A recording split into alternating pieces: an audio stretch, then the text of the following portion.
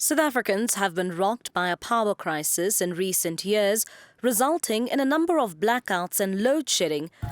Frustrated community members have taken to the streets. Residents in Eldorado Park, south of Johannesburg, have also experienced power cuts, mainly due to aging infrastructure. This has forced the City of Johannesburg to intervene. The city, under the ANC administration, issued a contract to the bidding winner, City Engineering, to revamp and refurbish two substations, Eldorado Park and Hopefield. A total of 88 million rand was spent on the project, but Mashaba says when he took up office, the city couldn't account for the money spent and he found nothing had been done. I had to really ask the team to do oversight visit on all the big projects which were on our balance sheet, and then requested MMC Diacher in particular for this particular one. And I was disturbed when he came back to let me know that there's nothing happening at Eldorado Park substation and Hopefield. But I said, how can that be possible? I mean, 66 million rands paid towards Eldorado Park, 22 million rands paid towards Hopefield, and not just one payment, particularly for this Eldorado substation. The first payment made in July 2015, 28 different payments. Progress payments, there's work going on. I said it can't be possible. Mashaba says City Engineering only began to do some work when the project was discovered. The mayor says he then ordered a forensic investigation into the matter. We found massive corruption of working between the contractor and officials of the City of City Power. By that time, our group forensic and investigation department had already laid criminal charges with the works, but there was nothing happening. A few months later, ended up actually going to Pretoria to go and see the acting head of the works with another set of invoices, 28 different invoices to demonstrate to her, including actually discovering a fraudulent bank guarantee which was given to the city. But I think what actually broke my heart was last November, almost 2 years after laying this serious criminal charge, that the ANC councillor who was the MMC of infrastructure, the City Power under her at the time, during question time for the mayor, she then asked me about the forensic investigation, because she said I'm on a witch hunt for corruption and accusing people, but I don't have any evidence to prove. And so she asked me about where's the investigation with this particular project. And I stood up confident and actually quite excited to say, the MMC Mfwikwe, I'm actually pleased to get this question from you, because this department fell directly under you. You're the one who can assist us. We laid the charge criminal charge almost 2 years ago. We don't understand why the delay. And you know what? I was actually heartbroken when she said to me that the case has been withdrawn. And I said, what the man, the case has been withdrawn. And the ANC caucus in council laughed at me. It's understood that City Power awarded the contract to City in July 2015 for the project to be completed in December 2016.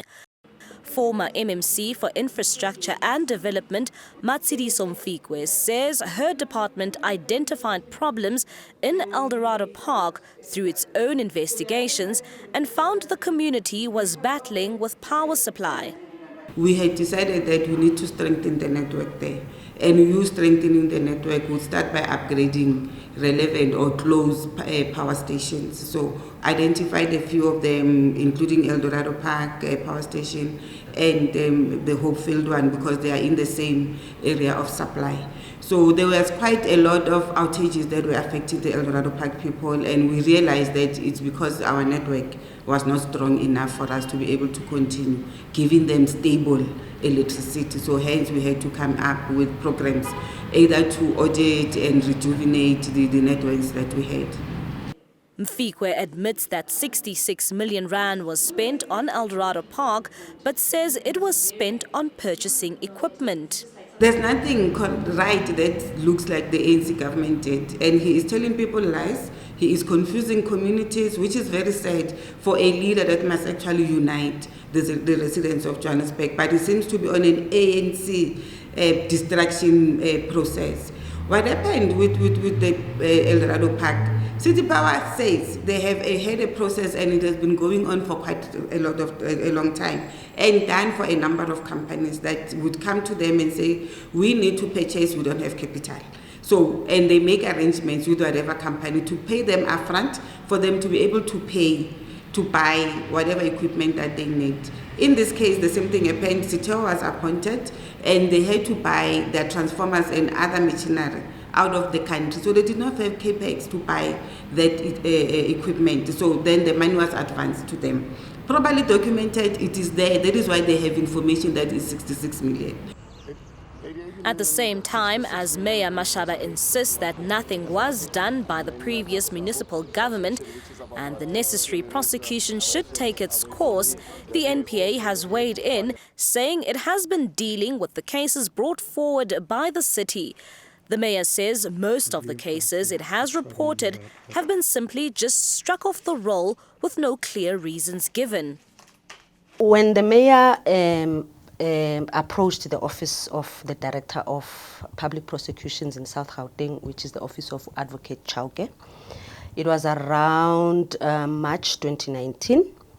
And in every communique that we have received as the NPA, we have responded to. And now what is surprising to us is the mayor being selective in his complaints to the media. He doesn't tell the public that, okay, I went to the NPA complaining and these were the responses from the NPA. He becomes selective and choose what to tell the public. The NPA says while investigating the issues, there was not sufficient evidence to prosecute. Within the NPA, there are processes to follow. There are laws to abide by. There are rights of individuals to uphold. So there's a whole lot of things that we need to consider. Now, coming to your question with the cases that the mayor has brought to the NPA, like I said, that in every letter that the mayor has sent, we have communicated, we have responded to. That includes the updates that we gave to the mayor with the 8 cases that he brought to us. We have been continuously giving him updates.